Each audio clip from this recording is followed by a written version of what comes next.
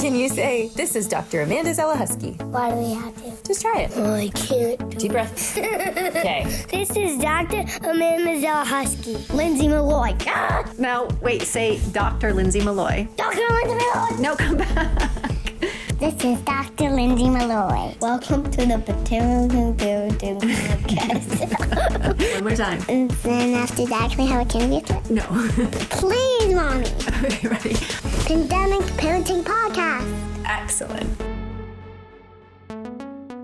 Welcome to the Pandemic Parenting Podcast. I'm Dr. Lindsay Malloy, one of the co-founders of Pandemic Parenting. And as psychologists, scholars, and moms, my colleague, Dr. Amanda Zelahusky, and I share science-based research to help all who care for kids navigate this challenging time together. And this episode, I was joined by Dr. Angela Evans and Dr. Zoe Klemfuss about talking to your kids about negative events, emotional events, about trauma, or even about everyday mundane events. And our conversation was really great. So we get into the why of things, why it's important to talk to kids about the past, and also the how. One of the things that really stood out to me is just how hard this can be to do it well. Even for us who've studied this topic for decades, it takes practice. And I think some of the tips we discuss here can help you have more engaging and productive conversations with your kids. That's the goal. Okay, let's get into our conversation. Welcome to both of you. I'm so excited to have you on to chat because we've all known each other for a long time. We've all studied issues related to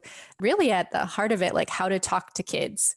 And so that's what we're going to be talking about today with a kind of an emphasis on talking to kids about, more negative or traumatic or emotional events. So just to kind of start off in general, why is it important to talk to children about past events, including those difficult events? Like what benefits are there to doing so? And I think Zoe, let's start with you for this question. Sure. Thanks, Lindsay. Yeah, and there are a ton of different reasons why it's important to talk to kids in general, and also tons of positive benefits of talking to kids. Those also vary quite a bit on how you do it. So I think a lot of what we'll talk about today probably is best practice for getting different positive outcomes from talking to your kids about their experiences. But just some of the benefits that can accrue from talking about past events are helping kids learn how to remember events. So it actually affects how much information kids remember about different events over time, how accurate that information is, whether kids talk about their feelings and thoughts resulting from those events. And doing that can help them learn more about emotions and regulate their own emotions. There's a long laundry list, but I think those are some of the ones that the three of us have been interested in our research. So that memory component, the accuracy component, and the emotion and emotion understanding piece. Yeah, definitely. Angela, would you add any there or? Oh, I think that was nicely put, nice and simple. And clearly everything that we've kind of focused on ourselves in our research. Absolutely. So, yeah, and I should even say that a lot of our research for, the three of us has really focused on children's memory and how they talk about difficult events when it's relevant for the legal system. But of course, a lot of these things, a lot of the concepts, a lot of the ideas and the structure and like how we might tell investigative interviewers to do it apply to parents and like how that they can, talk to their kids. And so, or teachers or lots of people who have to talk to kids on a daily basis. So, but one of the things we hear a lot from parents who are, they're worried about bringing up difficult events with their kids. They think it will traumatize them. And so, they might think that they just don't want to touch on it. They don't want to bring it up. I guess let's talk about that for a minute. Angela, do you want to start us off? Sure. Yeah.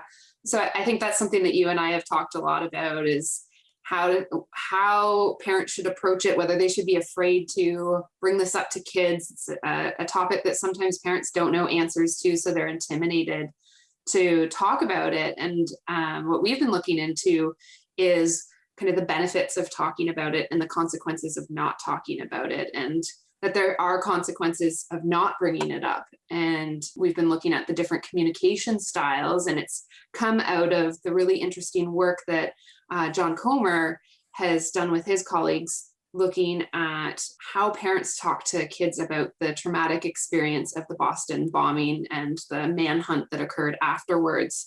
And what he did in his work was looking at whether parents talked to their kids about the Boston bombing, or whether parents kind of avoided talking about it, didn't bring it up from their kids, kind of shielded them from it, asked others not to talk to them about it.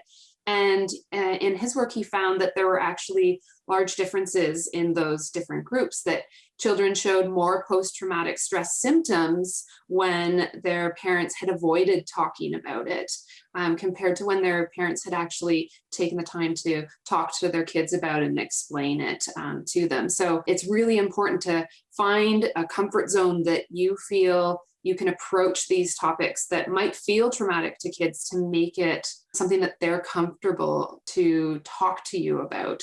Yeah, definitely. I mean, even with other topics that are super sensitive, like Dr. Amanda Zella-Husky, who's the co-founder of Pandemic Parenting, would talk about, if she was here, I'm sure she would say that topics like suicidal thoughts or bullying, sex, like all sorts of topics, alcohol use, drug use, like that we don't necessarily want to talk to our kids about, but just because we avoid talking about them doesn't mean that they're maybe not an issue that we should really, not only is it sort of okay to bring it up, but it's important to bring these topics up. And we definitely don't want to make assumptions about what our kids are thinking or feeling or what they know about a certain topic. Thinking about how parents talk to their kids, we know from the research that parents sort of naturally fall into two styles when it comes to talking to their kids about past events. So let's talk about those for a minute. Zoe, what are those two styles, and describe them in a way that parents might be able to see where they fit in those styles? Yeah, sure. So I think what you're talking about is elaborative. It's called elaborative style versus repetitive style. It's now thought of more just on a continuum. So it's not like you're one or the other. So most people fall somewhere on this continuum from being very elaborative or being not as elaborative. And what I mean there is an elaborative parent is somebody who really follows their kid's lead and gets their kid to talk as much as possible. So these tend to be conversations where the parent is asking really open-ended questions like who, what, when, where, why questions, rather than sort of yes, no question formats. They're giving the kid feedback. So if the kid says something, they follow up on what the kid has said. They try to pick up on what their kid is interested in talking about in that event and ask them, sort of pursue those offshoots of the conversation. So these are parents who, and this is also associated with just having longer conversations. So highly elaborative parents, they talk more than low elaborative parents. But also as a consequence, and what's more important for a lot of kids' development is that the kids are talking more and they're telling you more about their past experiences. So that's both a sort of a consequence and also a hallmark of elaborative style, high elaborative style. When you're describing that, it sounds almost like just the qualities of a good conversationalist, someone who like follows on what you're saying and, brings up relevant points. And I know that's kind of hard, especially with younger kids, to always stay on topic, but it just makes me think of like just the qualities of a good conversation. Yeah, it's one a small caveat is it is culturally dependent. So it's a good conversation in terms of sort of a Western style of conversation. So I just want to put that in there too. So I don't want to put like a value judgment on high elaborative versus low elaborative. They just kind of have different cultural values associated with them and then different outcomes. So like in the North America, especially, we're really interested in getting kids to talk a lot and talk about themselves a lot, but that's not always valued. So that's a great point. That's a great point. And so what are some of the outcomes that are associated with these different styles? Because I know there's some, related to vocabulary, and isn't it like also age of first memory is associated with, sometimes they're called maternal or parental reminiscing styles, right? So so what are some of the outcomes? Yeah, so a high elaborative style is associated with kids reporting more about their past experiences, remembering more about their past experiences. It is associated with earlier age of first memory. It's associated with, being what you kind of consider as a good storyteller. So giving more details, including stuff about your emotional reactions and things like that within your reports about past events. Yeah, that's cool. The earliest age of first memory one always just kind of blows my mind. It's like that how we talk to our kids as parents can affect that. So I guess let's talk about the studies that you have both been doing. And Angela and I have been working on one together with a few other colleagues all throughout the US. And Zoe, you've been working on a study as well. And like, interestingly, just independently from thousands of miles away, both decided or all decided to focus on parent-child conversations about COVID-19. And so I guess what have you all found so far? Angela, do you want to go first? Yeah, sure.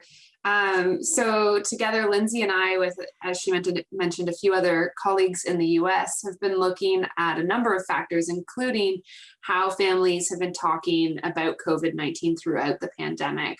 So we started following about 1,900 families within the first few weeks of lockdown, and we followed them up at a 6-month time point as well. And so we're still working on analyzing that data, but our preliminary results are showing that there's this large range in communication styles across families. So some families really engage in this more active communication where they're kind of intentionally engaging in conversations with their children about COVID-19, including asking their children what they know about the virus and how they're feeling about the virus.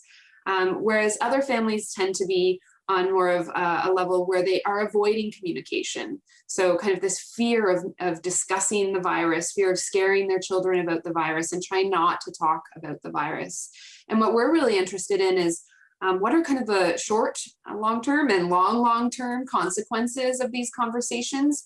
So we're still in the process of looking at the impact on child well-being, but it seems like parents who are using more of this avoidant communication style, so trying not to talk about COVID, may be more likely to experience things like anxiety, depression, and fears around COVID-19 themselves. And so we're interested in how this might relate to child well-being in relation to these conversations. As we've seen from what Zoe mentioned earlier, these conversations really are important for child outcomes. So how is this going to influence their well-being? Yeah. And with our study too, I meant to mention when we talked about kind of how, John Comer's done this work on the Boston Marathon bombing, and there have been others too who've looked at family communication style or parent-child conversations, however you want to phrase it. But they've always been on like relatively one-time traumatic events like floods, tornadoes, hurricanes, like a lot of natural disasters or sort of terrorism type of events like 9/11 or the Boston Marathon bombing. But this is sort of a weird event, so to speak, because it's this very prolonged thing that's now gone on for over a year. And we might also see that how parents are talking to their kids about it has changed quite a bit over time. So we're definitely interested in that too. And the threats are ebbing and flowing. So it's not a constant threat. So there's constant conversations to be had about different things. So whether it's schools in or out, or whether it's someone in the family is ill, or, vaccines, all of this stuff. There's so many constant conversations to have. And I know a lot of parents right now, and we're hearing this from the parents who, engage with us at Pandemic Parenting, that they're worried about like moving forward. So what happens when life starts to, return to normal and all the things we've been telling, hopefully it will at some point, like all the things we've been telling our kids not to do or, to be cautious about. And now presumably we're going to have conversations about that, with them about like how we can do this now or we can do that now. And I think it will be challenging. So I think looking at these conversations in the long term would be really interesting. We just have to get that research funding, right? Okay. So Zoe, you've been looking at this with older kids, right? So our kids were 5 to 17. You've been looking with teenagers, I think? Yeah, within that age range. So we focused on a group of 14 to 16-year-olds who were already in a longitudinal study. So we had a bunch of information about them for 10 years before the pandemic hit. Oh, cool. Okay. Speaking of a lot of data that we need to look at and have. Yes. Yeah, so we're looking at a host of things, and including how caregivers and kids are talking about the pandemic, and then a bunch of different outcomes in kids. We've included in that COVID-specific outcomes, so adherence to health behaviors during the pandemic, empathy for others during the pandemic, the two of which end up to be related, actually. So what we're finding is that, again, variability in how much caregivers talk to their teens about COVID. We looked here specifically at sort of information-based, so like what health behaviors are, being concerned about others, things like that. And what we're finding is that if we look at conversation frequency, so just how often caregivers were talking to their kids about the pandemic early on, so just in the first couple of weeks after the pandemic was announced, we see that the effects of those conversations is different depending on how stressed out the adolescent was feeling. So adolescents who were feeling more stress in those first couple of weeks actually saw negative outcomes from parents who talked a lot about the pandemic. So parents who talked frequently. So this is not saying don't talk at all. This is just saying really frequently. So above, 2 or 3 times a week talking about the pandemic. Those kids actually showed decreases in health behaviors. So we're thinking what's happening is that they were so overwhelmed that they weren't worrying about other people's health. They were just worried about their own mental health. That's, again, this is conjecture. We still need to do a lot more on this. But the kids who weren't feeling very stressed in those first couple of weeks, they actually benefited from having more conversations about the pandemic. So we see that over time, they stayed or increased in their concern about others. And as a result of that concern for others, they actually increased their health behaviors or maintained their health behaviors long-term throughout the pandemic. So months after those conversations took place. So just sort of the caveat that definitely talk to your kids about the pandemic, but we'll talk about this, I think, a little bit more today, is do it, sort of tailor it to your child. So figure out how your kid is doing. So first of all, you do need to talk to them to figure that out. Right. And then tailor your conversations to how your kid's doing. Yeah, no, as you were talking, I was just thinking about individual differences for sure. And how you know your kid, and for lack of a better, what type of kid you have. And so you might need to know, and just like with the goodness of fit stuff, right? When we talk about like kids' temperament and our parenting style and how it has to fit that particular child. And I think, in the beginning, I was probably overemphasizing certain things with my quite sensitive, very good listener, very compliant 5-year-old, or who was 4 at the time, because he started waking up in the middle of the night, like asking to wash his hands. And I was like, okay, maybe I need to pull back a little bit on this and remember, like, I don't, I have the kid who's going to do this and who's, going to be a little bit worried about what's going on. So yeah, those individual differences are so important to think about. Zoe, I have a question for you. Yeah. Did you guys look at whether empathy was involved in those conversations? I don't think we have. I'm not sure whether we have measures on that. We have measures on so many things, but was empathy involved in those conversations that was then related to kind of the outcome of empathy? Yeah, awesome question, to be determined. So right now we're just looking at, again, frequency of conversations, and we gave them sort of like different types of conversations you might have about COVID and asked to rate how frequently they talked about those topics. But we also have real-time conversations between the caregiver and the kids. So what we're doing now is going through and seeing what did they talk about when we asked them to talk about anything related to COVID. And then, we have more sort of longer interview type data about how you're coping, how you talk to your kid to help them cope, how you talk about emotions with your kid and things like that, which is a much longer process to, as you guys well know, to get those details. For sure. That's awesome though. Like, we're going to have you back on to talk about what you do find in those, like once you're able to code all those interviews. At Pandemic Parenting, we're committed to sharing our expertise and research in ways that are immediately accessible and useful to families. As part of our efforts to sustain and expand this work, Amanda and I are also available for virtual speaking engagements at your business, organization, PTO, and more. We want to help you and those you work with, grow with, and raise your children with have the chance to do so in an environment that fosters and supports your mental health. Some of the topics we speak on include parenting during the pandemic, the impact of trauma on children and families, children's development, the mental health impact of COVID-19 on employees, and more. If you or your organization are interested in potentially collaborating with us, please reach out for availability and pricing through the Request a Speaker form on our website at www.pandemic-parent.org/contact.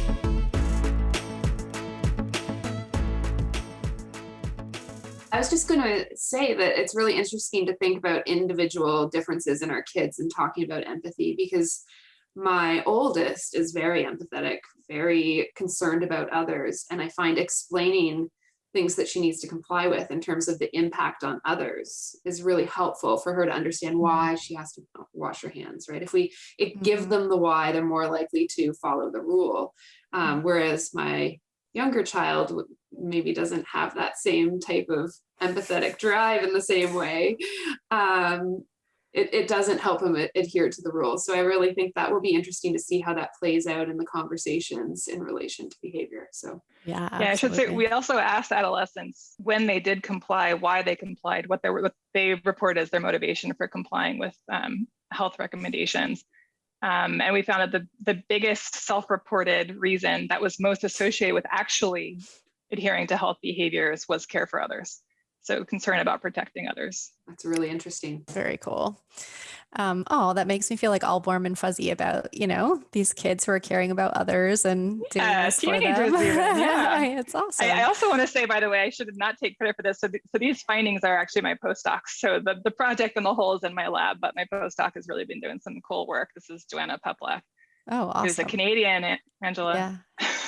And Lindsay. And I was going to say, and me, like I'm Honorary Canadian. New Canadian, yeah. Faux Canadian, as I like to say. So, okay. So, well, let's get into the how then of talking to kids about negative or traumatic events or topics. So is there like a right way to bring something up? Well, I think in some ways taking the child's lead is always really nice. So when they bring up a topic, running with that.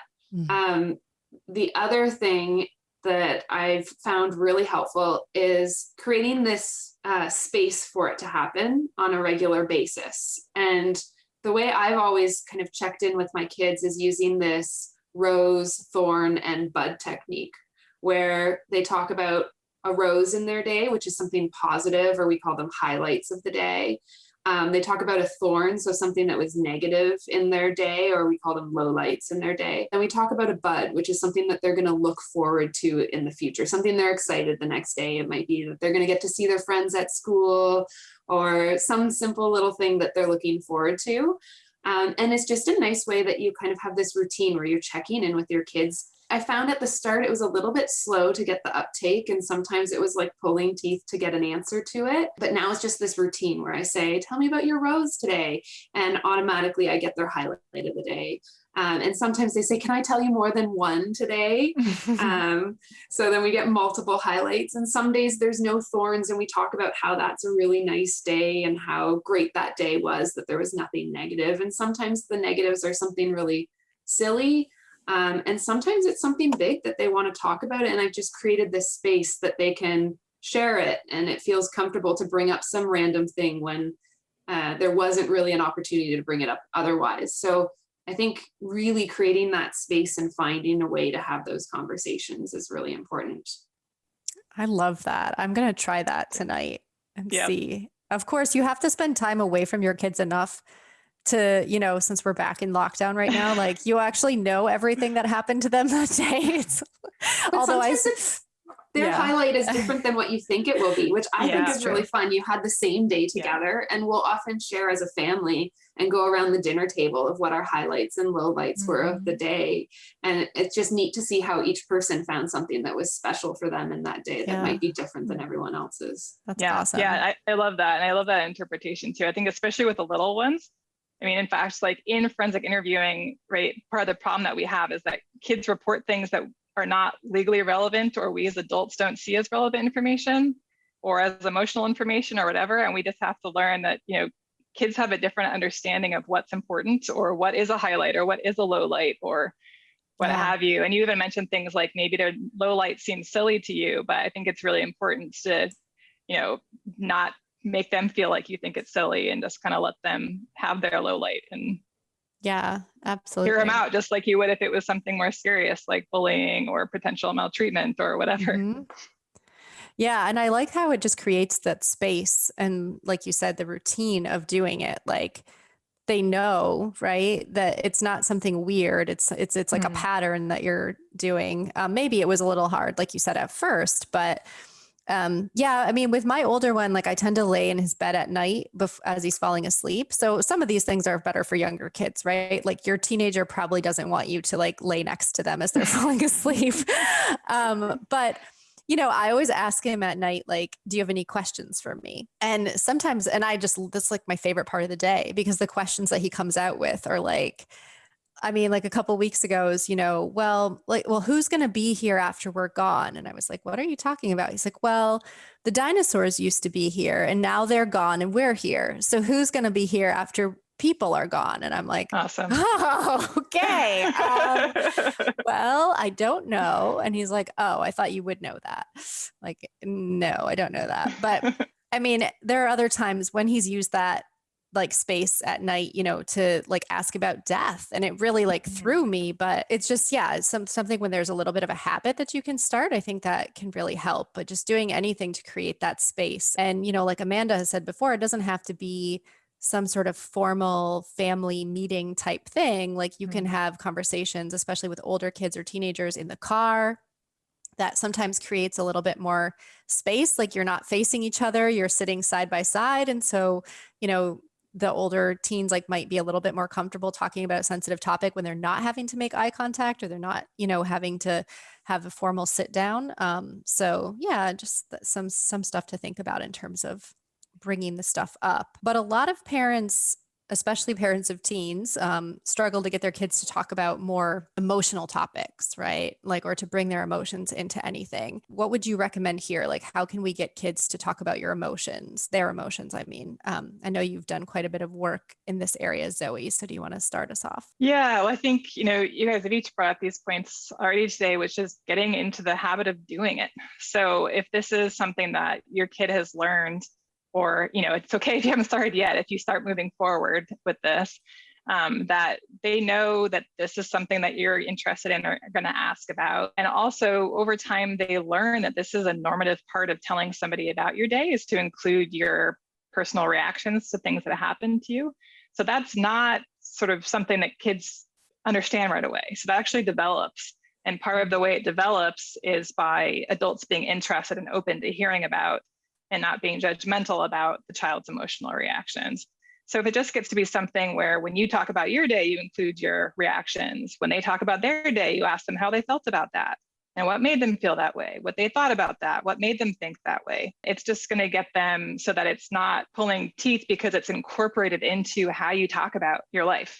It's just kind of a natural piece of that. And I just want to also reemphasize it's like part of it is how you're reacting to that. And if they're telling you something, again, that you think is silly or not important or not a good reason to be happy or not a good reason to be sad, that's going to shut them down. But if you kind of hear them out and let them have the emotions they're going to have. And I think also too, not like gasping and, this is probably something I'm going to have to get used to, but because I'm definitely the parent still who, like, if my kid falls, I'm like, and, a lot of parents are like, oh, you can't do that because that's what's going to freak them out. And so, but I think trying to keep your reaction in check, I mean, it's a pretty delicate balance, right? Like you don't want to sort of poo-poo their concerns, but you also don't want to completely freak out and really, make them feel like they shouldn't have told you. But like even my 4-year-old, not quite 5-year-old, has had some instances recently where there's a kid at school who I think is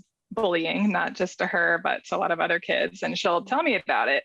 And it's everything in me not to be like, get me his mom's phone number. I will handle this. Right? Just be like, oh, really? What do you think made him do that? Like, what did you do when he did that? How interesting. Where were your teachers when that happened? Like, super casual. I did not phase, right? Yeah. Oh, that's so hard to do though, when it involves our kids. And but when it comes to parents showing their own emotions though, so I think there's always a lot of questions from parents of like, how much should I be emotional in front of my kid? Should I be crying in front of my child? Or is that going to somehow freak them out? Like, I still remember the first time I saw my dad cry. Like, I was about 6 and I was like, oh, this is not normal. Like, what is happening? What is, something is very bad. But I guess I'm just wondering, like, what you can say about that. I mean, I would just say, right, you're not a robot. And if you want your kid to be in touch with their emotions and have good emotional understanding, they have to understand that everybody's got feelings, including you. But that being said, you don't want your child to have to help you with your emotions. So you can express your feelings. It's okay to have them, certainly. I just wouldn't make it be, to a point where you're getting comfort from them for your feelings. So, you're still the parent, you're still the person they're supposed to go to for comfort and not the other way around. Although, don't get me wrong, I get a ton of comfort from my kids, but I don't want them to know that they're doing it or that they're responsible for it, I guess is more That's It's okay if they true. know that they make you feel good, but not to make them feel like it's their job to do so. Yeah, no, that's a good way of doing it.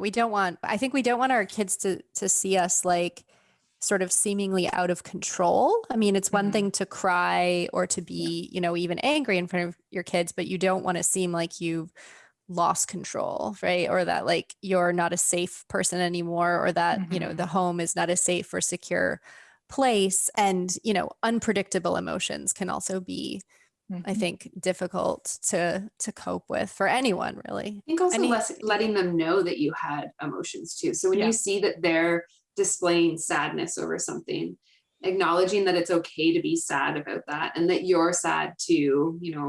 They're crying. I cried too about COVID. It has upset me too because of all these same things.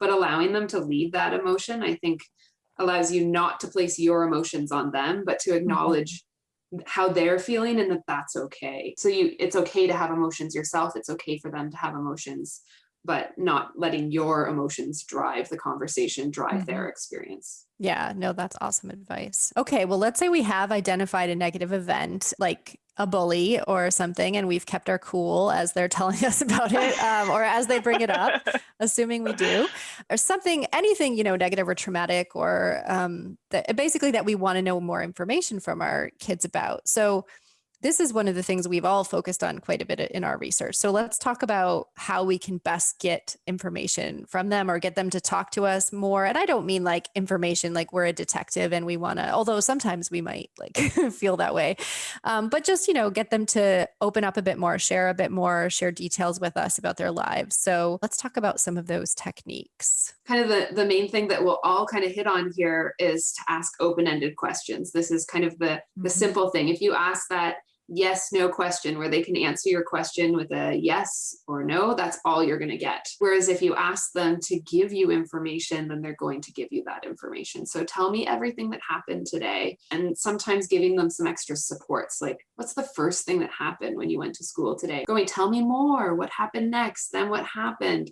All of a sudden you have this beautiful narrative of whatever experience you're trying to tap into. I know when I used to talk to my niece on the phone when she was younger, we'd have this whole narrative conversation about her day. And my brother would always ask me, how did you get all that information from her? And I'm just using my forensic interviewing prompts. But it's magic. It's crazy the amount of information you can get from even young children by simply just asking them to tell you everything. And when it's your kids and they know that you know a lot, I sometimes even find adding in simple little things like, tell me something I don't know about your day. And all of a sudden you've acknowledged that they're the expert on their day and you don't know everything about their day. Because as adults, we often imply that we know the answers and we're testing our kids on things all the time. So reminding them they're the expert on their experience. Tell me something I don't know about your day, and then getting them to elaborate on that. Or tell me something I don't know about your relationship with so-and-so if you're worried about them being bullied or whatever it might be. That's kind of the basic little prompts, and I'll let you guys elaborate more on some of them. Well, when you started talking there, I was just thinking about how, in the real world, investigative interviewers or just myself and my own parenting, like the big mistake is, you pick your child up from school or whatever, if they're open, and you say, I'll start off well, right? I'll say like, oh, tell me everything that happened at school today. And then typically they don't give you very much. They might, oh, nothing, I don't remember. And then you immediately, and I'm like trained in this, right? And even I find myself, you immediately launch into those like, yes, no. Well, did you have art? Did you play outside? Did you see so-and-so? Did you? And it's all just a bunch of like peppering them with yes, no questions. And then like Angela said, you don't get elaboration. You don't get very much information at that point. And it just like changes into this very like staccato type, firing questions and getting these little brief answers. And that's not really what you want. So in the investigative interviewing research, like people have been trained to, okay, well, you say like, tell me everything that happened, and then even if you get like one word, like, oh, I went outside. Oh, you said you went outside. Tell me more about that. Or, maybe you have to bring something up. Maybe you do use a yes, no question. Say, oh, did you have art class today? Yeah. oh, okay, you had art class. Tell me everything about that. Or, what did you draw? And then they might give you a 1-word answer. Oh, you drew a bunny. Like, tell me everything about that. So constantly coming back to those, what we'd call cued invitations. And it is pretty amazing how much more you can get from even like preschoolers. Yeah, just a couple of related things. One of them is, Angela mentioned the joy that comes from like feeling empowered as a parent or as an aunt, as the case may be, to like get this information out of kids. So just remember, it takes time. It's hard, right? Like we are all trained in it and we forget sometimes how to do this. But if you sort of persist at it, like it feels really good to have your kid really give you a narrative. Even, when your kid is 3, 4, they can totally do this. A lot of it is just persistence and like letting yourself mess up. Like you realize you've been firing yes, no questions, then you reset and ask, follow up on something they've said. The other thing to point out is your kids will enjoy it too. So one of my proudest moments as a researcher / parent was when my 4-year-old said, can you help me remember? Because I was like saying, if she was sort of stumbling, having trouble remembering her day. And I said, do you want me to help you? And then I went into my forensic interviewing techniques and like got her to talk about her day.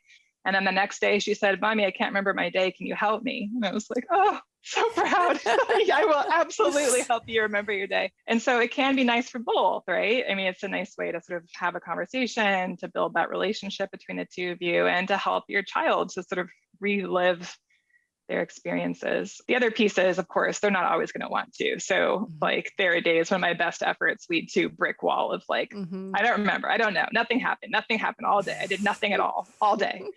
You're like, okay, great. So what I'd recommend in those situations is, you don't have to keep hammering and feel like you're a failure if you haven't gotten a daily report out of them. It's fine. What I often do is just say, okay, actually we'll vocalize like, okay, I'm asking you because I really am interested in your day and what you think about it. If you don't want to talk about it now, that's totally up to you, but I hope you'll tell me about it later. And a lot of times she does. She'll come back and say, okay, I thought of something. And those are really nice moments too. Not feeling like, yeah, it's supposed to be like mutually enjoyable, not like you will tell me what happened to you today. Well, as you were talking about that, it reminds me of this time when like, with my older one, when he was about 3, I used to, again, lay in his bed when he was falling asleep. And I would say, I think I would say like, let's talk about your day or tell me about your day. Yeah. And I remember one time him just throwing a temper tantrum, like just the worst. And it just went on forever. And I finally said like, I'm going downstairs now. And from the top of the stairs, I just remember him screaming, I want to talk about my day.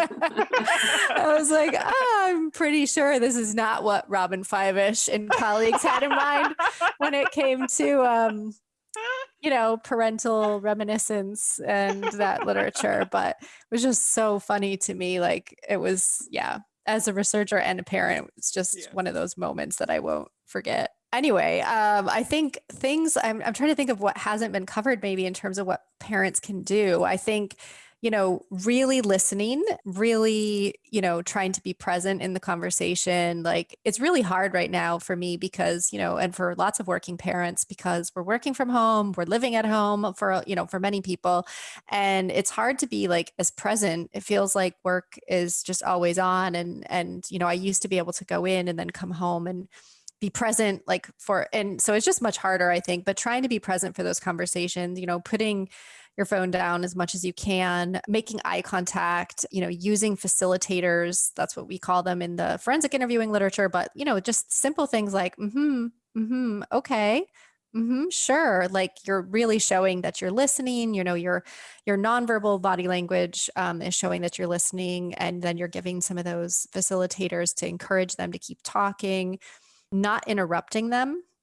I think that's such a huge one that can be so frustrating for kids when they do finally start talking and like you jump in and interrupt to ask something else. So, that's the key one. And I think also for me it's very hard to be comfortable with silences, but getting comfortable with like the uncomfortable silences when you first ask a question and just letting it kind of sit there, because especially for the little ones, like it does take them longer to process information. And so they're probably, sometimes I'll think my kid is just distracted or hasn't been listening, but then, he'll come out with something, just being able to sit with that. The other thing, Lindsay, too, is it takes practice. So we know this from our research that, forensic interviewers have to practice this. It just doesn't happen overnight. And we've been practicing this with our kids for years now. So parents shouldn't feel bad if the first time they try and use some of these prompts with their kids and they don't get much out of them. It takes practice for you, but we also know it takes practice for kids, and giving them opportunities to practice giving narratives and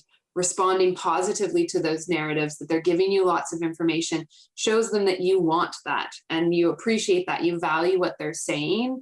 And so keep at it. Even if it doesn't happen in your first conversation when you start with your kids, try it again and again and approach it and work on your different prompts that you're using. Maybe think about how you ask that question and try it a different way. Don't be discouraged if it doesn't work the first time. Yeah, no, that's a great bit of advice. Even thinking about like some examples of questions that you could start with, like we've used a lot, right? Tell me everything about your day. But, if something's happened, like there has been, some sort of tragic event, like a mass shooting or something, and you kind of want to talk to your kids about it, you can, tell me what you know about X, or tell me what you think about X, what you've heard. How did you feel about that? What are you and your friends talking about when it comes to, X event? How long have you been feeling that way? Tell me some, things that happened at school. So tell me some ways school is different right now than it usually is. So just some ideas of some prompts. I don't know if you guys have any other ones that work for you. We've got Angela's rose, thorn, and bud thing to try, which is awesome. One other thing that's sort of seemingly kind of small, and I kind of referenced it earlier, and again, this is especially for younger kids, but we've looked at this effect up until age 12 so far, is that especially with emotional or stressful events, just getting the kid to describe their feelings to you may not be enough.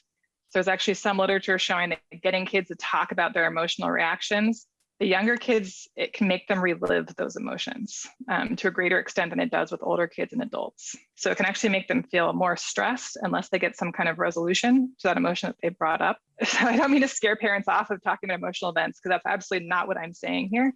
What I'm saying is don't just stop at, oh, so you feel really scared, period. Okay, Move on. right, yeah. Yeah, bummer, that sucks. Yeah. So what you want to do is help them.